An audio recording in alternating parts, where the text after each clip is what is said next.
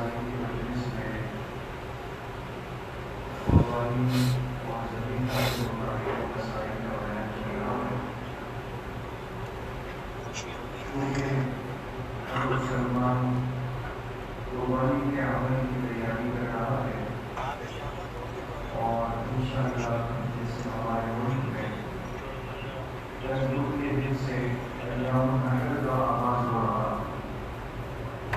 اور یہ 3 ایام جو ہے 12 ذی الحجہ، یہ 3 دن اس مہینے کے ایام النحر یعنی قربانی کے ایام کہلاتے ہیں، اور ان 3 ایام کا جو سب سے محبوب اور سب سے پسندیدہ عمل اللہ پاک کے ہاں ہے وہ جانور کا خون بہانا ہے اللہ پاک کی رضا کے لیے، کہ ایک صاحب استطاعت اور صاحب نصاب مسلمان جانور خریدے اور پھر اس کی گردن پہ چھری چلائے اللہ کی رضا کے لیے، تو فرمایا ان 3 دنوں میں اللہ کو کوئی عمل اتنا محبوب اور پسندیدہ نہیں ہے جتنا کہ جانور کا یہ خون بہانا ہے۔ اس لیے ہر مسلمان کو اس عمل کا اہتمام بھی کرنا چاہیے اور اس کی خوب تیاری بھی کرنی چاہیے، اور اس کے آداب کو، طریقے کو، مسنون طریقہ کار کو سیکھنا بھی چاہیے، اور اس پہ مجلسیں آپ حضرات کے سامنے ہوئی بھی ہے۔ تو بہرحال چونکہ کل یوم النحر کا دن ہے، ہمارے ہاں عید الاضحیٰ کا پہلا دن ہے، تو چند مسائل جو ہیں وہ آپ کے سامنے عرض کر دیتے ہیں۔ سب سے پہلی بات تو یہ ہے کہ قربانی کے لیے اللہ پاک نے اس امت کو 3 دن عطا فرمائے ہیں، اور ان 3 دنوں میں جو مسلمان بھی قربانی کر لے گا تو اس کی قربانی اللہ پاک کے ہاں قبول ہوگی۔ پہلے دن کی قربانی کا وقت شروع ہوتا ہے جب یہ صاحب استطاعت مسلمان عید کی نماز پڑھ لے۔ جب یہ عید کی نماز پڑھ لے گا تو اب یہ جا کر اپنی قربانی کے جانور کو ذبح کر سکتا ہے۔ یہ یاد رکھیں، عید کی نماز پڑھنے سے قبل قربانی کے جانور کو ذبح کرنا جائز نہیں ہے، یعنی اپنے قربانی کے جانور کو۔ باقی جس نے جلدی عید کی نماز پڑھ لی وہ جلدی ذبح کر لے، جس نے 11 بجے جا کے پڑھی وہ 11 بجے تک کا انتظار کرے گا۔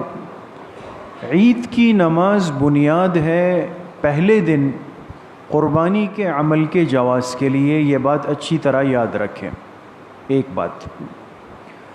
دوسری بات یہ ہے کہ اگر قربانی کرنے والا اپنی قربانی میں کسی کو وکیل بنا لے، جیسے عام طور پہ اجتماعی قربانی میں ہوتا ہے۔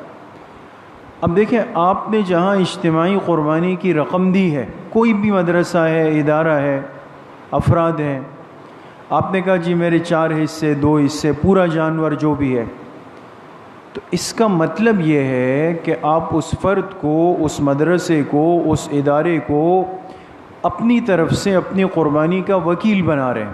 اب مسئلہ سمجھے دوستو، اس کو آپ اختیار دے رہے ہیں کہ آپ میری طرف سے کیا کر لیں، قربانی کر لیں۔ اب مسئلہ یہ ہے کہ آپ نے عید کی نماز پڑھی 10 بجے والی، جس کو وکیل بنایا اس نے پڑھی 6:10 والی، تو آیا وہ آپ کا جانور 6:10 والی نماز کے بعد ذبح کر سکتا ہے؟ کر سکتا ہے۔ اس کو وکیل بنانے کا مطلب ہی یہ ہے کہ آپ اس کو اختیار سپرد کر گئے کہ جی میں نماز جب بھی پڑھوں لیکن آپ میرے طرف سے وکیل بن گئے، لہٰذا وہ وکیل جلدی نماز پڑھ کے آپ کی طرف سے نیت کر کے چھری چلا دے گا، آپ کی قربانی ادا ہو جائے گی۔ تو اس مسئلے میں پریشان نہیں ہونا چاہیے، یہ اچھی طرح سمجھ لیں۔ جو بھی اجتماعی قربانی کرنے والے حضرات ہیں، جہاں جہاں اپنی اپنی قربانیاں کر رہے ہیں، انہوں نے جب جس کو اجتماعی قربانی کا اختیار دیا تو ان کو اپنی قربانی کا وکیل بنا لیا، لہٰذا اب وہ آپ کی نیت سے قربانی کے جانور پہ چھری چلائیں گے اور آپ کی قربانی ہو جائے گی، چاہے آپ نے نماز کسی بھی وقت پڑھی ہو، آپ کو اس پریشانی کے اندر مبتلا نہیں ہونا ہے۔ اچھا، تیسری بات یہ ہے کہ دن تو 3 ہے، لیکن سب سے افضل یہ کہ قربانی کس دن کی جائے؟ پہلے دن کی جائے۔ یہ سب سے افضل ہے کہ 10 ذی الحجہ کو قربانی کر لی جائے، اور مغرب کے بعد سے چونکہ 11 تاریخ شروع ہو جائے گی تو لہٰذا دوسرا دن مغرب کے بعد سے شروع ہو گیا، اس کے بعد دوسرے درجے میں وہ 11 ذی الحجہ ہے، اور آخری درجہ جو ہے وہ 12 ذی الحجہ ہے۔ تو سب سے زیادہ فضیلت پہلے دن میں ہے، پھر دوسرے دن میں ہے، پھر تیسرے دن میں ہے۔ تو کوشش کرے انسان ترتیب بنائے، لیکن اس میں انسان کوئی غلط فیصلہ نہ کرے۔ یہ بات اس لیے عرض کر رہا ہوں کہ بعض دفعہ یہ ہوتا ہے کہ بھئی مسئلہ سن لیا کہ بھئی پہلے دن افضل ہے، لیکن پہلے دن قصائی نہیں مل رہا، جانور ذبح کرنے والا نہیں مل رہا۔ اب جذبات میں آ کے کہا کہ جی نہیں جی ہم تو پہلے دن ہی کریں گے، نہیں مل رہا، اور اس جلد بازی میں آ کر کوئی ایسا عمل سرزد ہو گیا کہ جس سے جانور کو نقصان ہو گیا، یا ذبیحہ صحیح طریقے سے ادا نہیں ہو سکا۔ تو لہٰذا ہر چیز کو ایک نظم کے ساتھ، ترتیب کے ساتھ، اگر آپ پہلے دن کا نظم بنا چکے ہیں یا بنا سکتے ہیں تو پہلے دن کا بنائیں، نہیں ہے تو دوسرے دن کا، نہیں ہے تو تیسرے دن کا۔ یہ رخصت اور اختیار شریعت دیتی ہے۔ ایسی صورتحال میں کبھی بھی مسلمان کو اپنے اوپر جبر نہیں کرنا چاہیے، بلکہ اپنی سہولت اور ساتھیوں کے آرام کو پیش نظر رکھنا چاہیے۔ تیسرا مسئلہ ذبح کے اندر یہ ہے کہ جب قربانی کے جانور کو ذبح کیا جائے، اس کا طریقہ مسنون اس اتوار کی مجلس میں جو ساتھی موجود ہوں گے ان کو یاد ہوگا، ہم نے باقاعدہ اس کو پروجیکٹر پہ عرض کیا کہ قربانی کے جانور کا رخ کس کی طرف کر دیا جائے؟ قبلے کی طرف کر دیا جائے، اور جو ذبح کرنے والا فرد ہوگا اس کا رخ بھی کس کی طرف ہو؟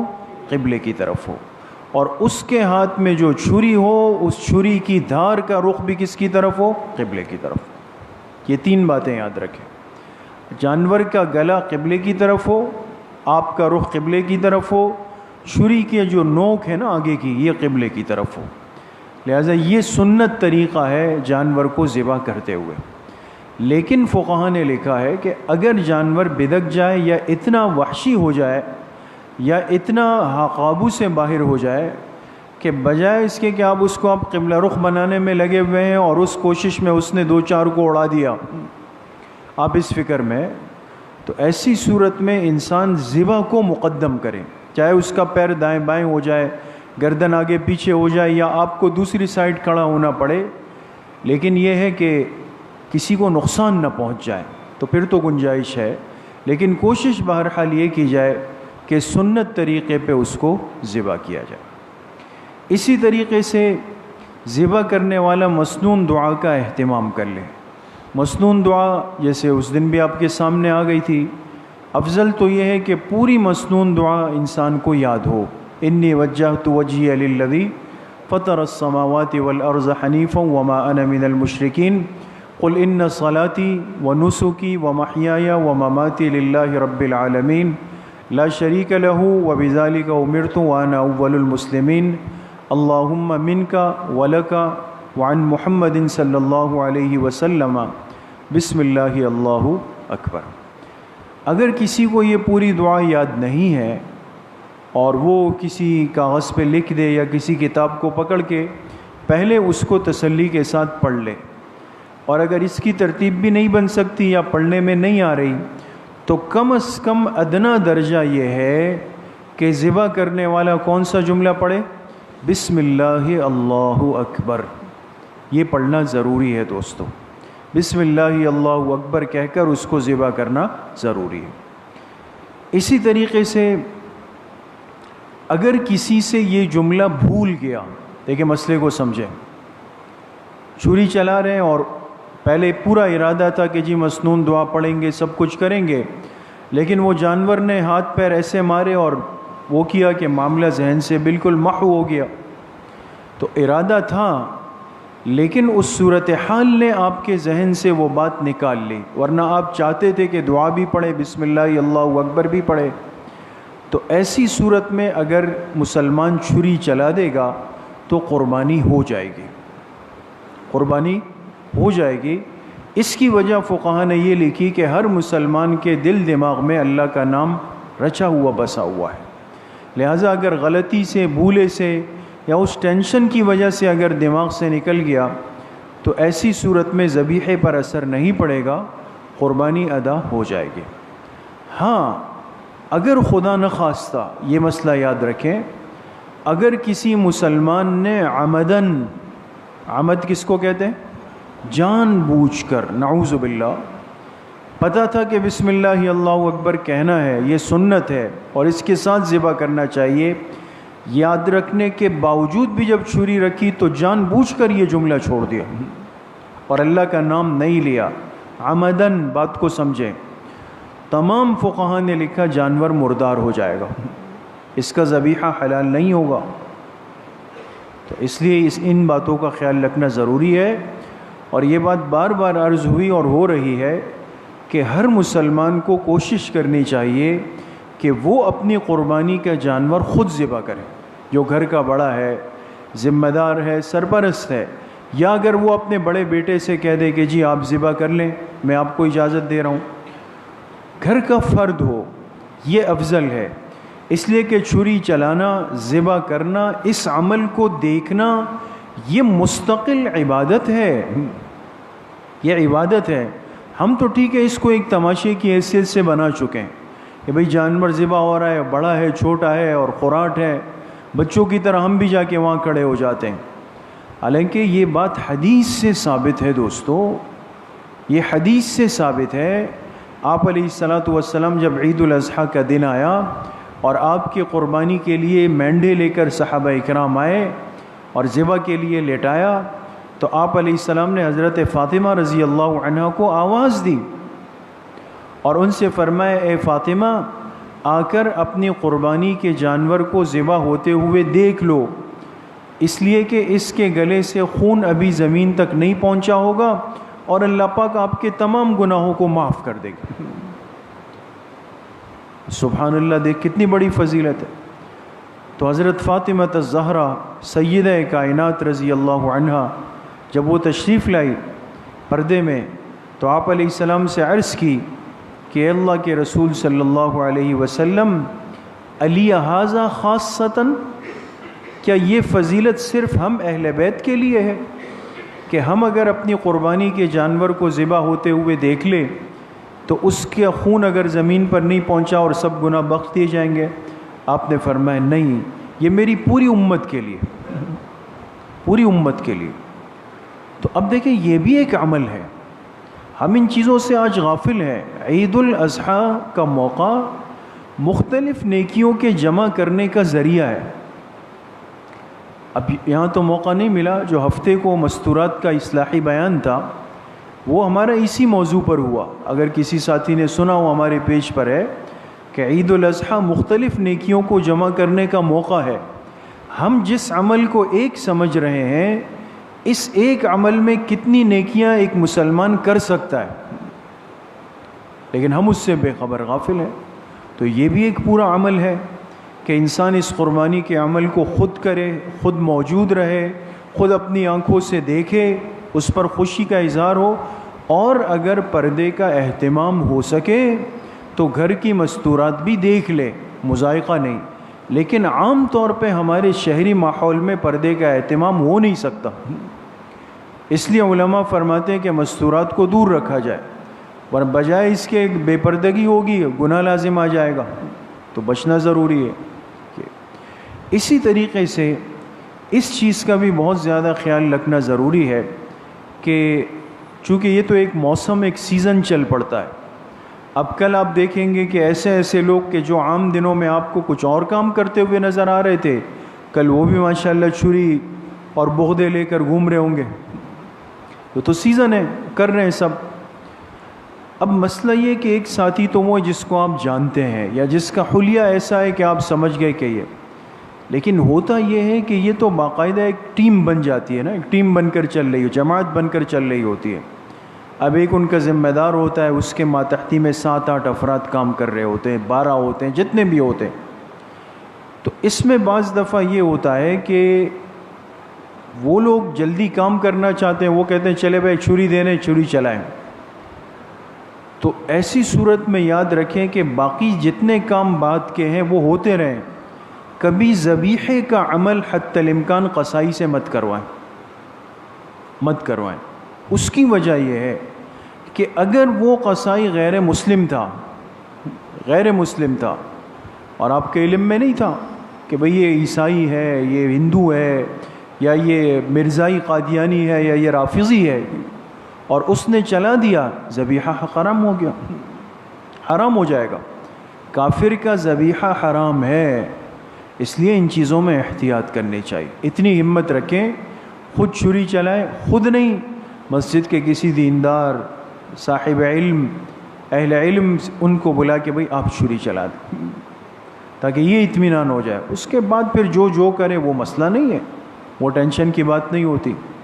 تو بہرحال ان چیزوں کو ذبح کے اندر خاص طور پہ پیش نظر رکھنا چاہیے. اچھا، اسی طریقے سے قربانی کے اندر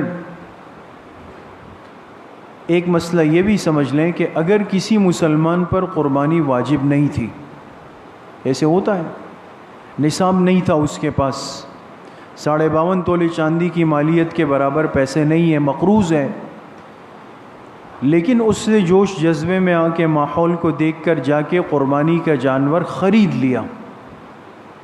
قربانی واجب نہیں تھی، لیکن کسی سے قرض لے کے کچھ بھی کر کے جا کے وہ جانور خرید لایا. اب دیکھیں، خریدنے سے پہلے اس پر قربانی واجب نہیں تھی، لیکن جب قربانی کا جانور قربانی کی نیت سے یہ آدمی خرید لایا تو اب اس پر اس جانور کی قربانی واجب ہو گئی. اب اس کو کرنی پڑے گی. اب اگر یہ کہے کہ جی مجھ پر تو واجب نہیں تھی، اب میں پیسوں کا کیا کروں گا، وہ کروں گا، ساری باتیں پہلے سوچنے کی تھی. اس لیے کہ قربانی کا عمل، اس کی حقیقت اور خلاصہ کیا ہے کہ حلال جانور اللہ کے نام پہ نامزد ہو جائے، اللہ کے نام پہ نامزد ہو جائے. اب یہ گیا اور جا کے جانور خریدا اور قربانی کی نیت سے خریدا، گویا اس نے اس گائے یا بکرے کو، دمبے کو اللہ کے نام پہ نامزد کر دیا. اب یہ قربانی کے لیے ہی خاص ہو گیا. تو بے حیثیت ہونے کے باوجود اس نے حیثیت ہونے والا کام کیا ہے، تو لہٰذا اس کو وہ قربانی کا عمل کرنا پڑے گا اور اس کو پورا کرنا پڑے گا. اچھا، اسی طریقے سے ایک اہم ترین مسئلہ، بعض دفعہ یہ ہوتا ہے کہ قربانی کا جانور لے آئے اور عید باقی ہے، لیکن وہ بیمار ہو گیا، اور ایسے حوادثات بھی ہوتے ہیں، آپ بھی سنتے ہیں کہ صبح اٹھے دیکھا کہ بھئی وہ جانور جو ہے وہ جاں بحق ہو چکا ہے، فوت ہو چکا ہے، یا بارش ہو جاتی ہے اور وہ بجلی کے پول سے بندھا ہوا ہے، کرنٹ لگ گیا، خدا نخواستہ وہ ہو گیا. اللہ سب کے جانوروں کی حفاظت فرمائے. اب دیکھیں، ایک باریک مسئلہ سمجھیں. ایک شخص قربانی کے لیے جانور لایا اور یہ لاتے ہوئے صاحب نصاب تھا، ٹھیک ہے، 75,000 روپے کا مالک تھا اس سال کے اعتبار سے. لے آیا، 1-2 دن باقی ہے. اللہ کی شان یہ ہے کہ جب یہ اٹھا صبح دیکھا تو جانور جاں بحق ہو چکا. اب سوال یہ کہ قربانی تو عید کی نماز کے بعد ہونی ہے، جانور تو چلا گیا دنیا سے، اب یہ کیا کرے گا؟ دوسرا جانور لائے گا یا اس کے ذمے سے ساقط ہو گیا، کیا ہوگا؟ اس میں بہت سارے لوگوں کو غلط فہمی ہے، اور وہ ایک مسئلہ لوگوں کو غلط بیان کرتے ہیں. دوستوں، اس کو سمجھ لیں.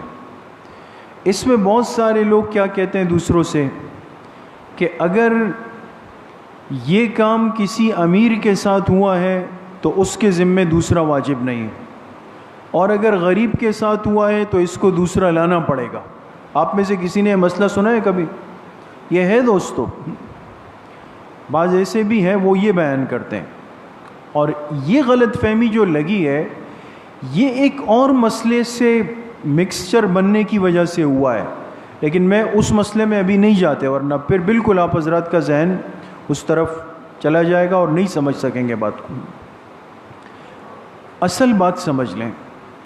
اگر کوئی مسلمان قربانی کا جانور لے آئے اور عید کی نماز سے پہلے وہ جانور فوت ہو گیا، کسی بھی حادثے سے یا بیماری سے وہ فوت ہو گیا، اب کیا ہوگا؟ اب مسئلہ بالکل سیدھا ہے۔ اس جانور کے مرنے کے بعد یہ شخص اگر اب بھی صاحب نصاب مالدار ہے تو یہ کیا کرے گا؟ دوسرا جانور لے آئے۔ اور اگر اس جانور کے مرنے کے بعد اب یہ صاحب نصاب نہیں ہے تو اس کی قربانی کیا ہو گئی؟ ساقط ہو گئی۔ اب اس کے ذمے دوسرا جانور نہیں ہے۔ یہ بالکل ٹینشن نہیں لے کہ بھئی جی کیا ہو گیا، یہ قربانی کی نیت سے لایا تھا، اللہ کی ذات سے امید ہے اس کو تو اس کا اجر مل جائے گا، وہ تو قضا کا فیصلہ تھا، لیکن اب یہ کسی سے قرض لے کر یا فکر کر کے یا پریشان ہو کے دوسرا خریدنے کی کوشش کرتا ہے تو ایسا شرعاً اس کے ذمے لازم نہیں ہے۔ بات سمجھ میں آ گئی دوستو؟ تو یہ مسئلہ بھی بہرحال سمجھنا ضروری ہے۔ اور باقی جتنے اہم مسائل تھے وہ آپ حضرات کے سامنے وقتاً فوقتاً عرض ہو گئے۔ اسی طرح قربانی کا گوشت کافر کو دینا، دے سکتے ہیں؟ دے سکتے ہیں، جائز ہے۔ قربانی کا گوشت کافر کو دے سکتے ہیں، جائز ہے۔ اور اگر وہ کافر غریب ہے تو باعث اجر و ثواب بھی ہے، اس میں پریشان نہیں ہونا چاہیے کہ بھئی کافر ہے اور قربانی تو ایک عبادت ہے، تو عبادت اس کے گردن پہ آپ کے ذمے چھری چلانا تھی، وہ آپ نے کر لی۔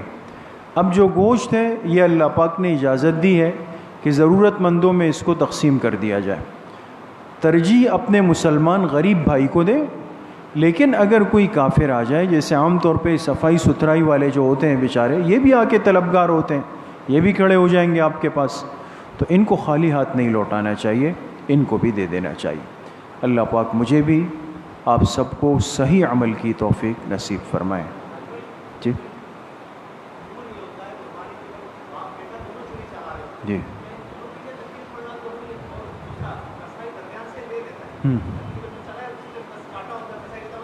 جی بہت اہم بات تھی، اچھا ہوا یاد دلا دیا آپ۔ یہ چیز ہمارے ہاں ایک چیز رسم کے طور پہ چل پڑی ہے، اور یہ ہم نے دیکھا ہے کہ ایک بڑا جانور آتا ہے تو ظاہر سی بات ہے والد ہے، 2-4 بیٹے ہیں، تو سب ترتیب پہ کھڑے ہو جاتے ہیں، والد صاحب اس کو تھوڑا سا چلاتے ہیں، پھر بڑا بیٹا آتا ہے وہ آگے لے جاتا ہے، پھر تیسرا لے جاتا ہے، پھر چوتھا لے جاتا ہے۔ ایسا کرنا نہ تو شرعاً ضروری ہے، اور یاد رکھیں بہتر بھی نہیں۔ ذبح کے اندر سنت عمل جو جناب نبی کریم صلی اللہ علیہ وسلم اور صحابہ سے ہے کہ ذابح ایک فرد ہو، ایک فرد ذبح کرے، لہٰذا اب والد کو آپ دے دیں، وہ کر لیں تو فبہا، وہ کسی بیٹے کو اختیار دے دے تو یہ تو بہتر افضل یہ کہ ایک ذبح کرنے والا ہو، وہ ذبح کرے، وہی بسم اللہ اللہ اکبر پڑھے۔ لیکن اگر یہ صورت اختیار کی گئی، جیسے انہوں نے فرمائی کہ پہلے والد نے چلائی، پھر ایک بیٹے نے، پھر دوسرے، تو کیا تینوں بسم اللہ اللہ اکبر پڑھیں گے؟ نہیں، پہلے والے کا بسم اللہ اللہ اکبر کہنا کافی ہوگا اور قربانی حلال ہو جائے گی۔ بیچ میں چلاتے ہوئے قصائی بعض دفعہ چھری لینے کی کوشش کرتے ہیں، اور ضرور کرتے ہیں۔ اس میں اتوار کے دن ہم نے عرض کیا تھا کہ اللہ پاک نے جانور کی گردن میں کتنی رگیں رکھی ہیں؟ 4 رگیں، اور یہ چاروں ذبح ہوں گی تو ان کے جسم سے فاسد خون نکلے گا، لہذا چاروں ذبح ہونی چاہیے۔ 4 ذبح نہیں ہوئی تو کم از کم 3، اگر 3 سے کم ہوئی، 2 ہوئی اور آپ نے چھوڑ دیا اور قصائی نے بھی چھوڑ دیا اور پھر وہ جانور تڑپ تڑپ کے مر گیا بہرحال، تو قربانی مردار ہوگی، حلال نہیں ہوگی۔ اس لیے بیچ میں قصائی کو چھری نہیں دینی چاہیے، گہرائی تک آپ چھری خود چلا لیں، اطمینان کر لیں کہ اس کی چاروں رگیں، حلقوم اور نرخرا اور سانس کی رگیں، کھانے کی رگ کٹ چکی ہے، اس کے بعد اس کے حوالے کریں۔ جی جی جی بالکل۔ اگر اصل میں دیکھیں قربانی کے جانور کو ذبح کرنے میں حدیث پاک میں صراحتاً حکم ہے کہ چھری بھی تیز ہونی چاہیے اور اس میں زیادہ وقت بھی نہ لگے، اس لیے کن چھری کو چلانے سے آپ علیہ السلام نے منع فرمایا، اور ایک صحابی کو ایسا کرتے ہوئے دیکھ کے فرمایا کہ تم ایک جانور کو 2 مرتبہ مار رہے ہو، یعنی پس چھری چلا رہے ہو۔ تو بعض ساتھی جو ہے وہ جیسے لیفٹ ہینڈر ہوتے ہیں، الٹے ہاتھ میں طاقت زیادہ ہوتی ہے، تو لہٰذا ایسی صورت میں ان کو اگر الٹے ہاتھ سے چلانے میں راحت ہے اور اس سے زیادہ جلدی جانور ذبح ہوگا تو بلا کراہیت وہ کر سکتے. جی جناب.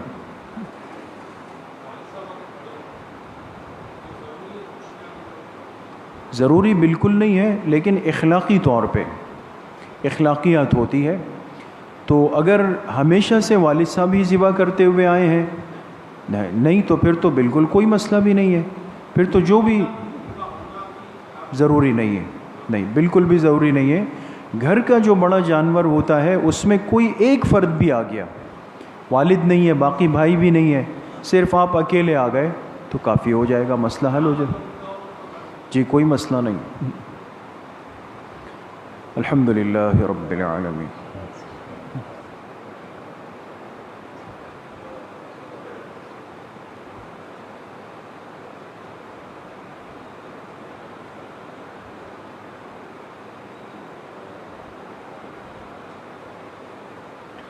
وصلی اللہ وسلم علی نبینا محمد وآلہ وصحبہ اجمعین. عید کی نماز انشاءاللہ ٹھیک 6:15 بجے.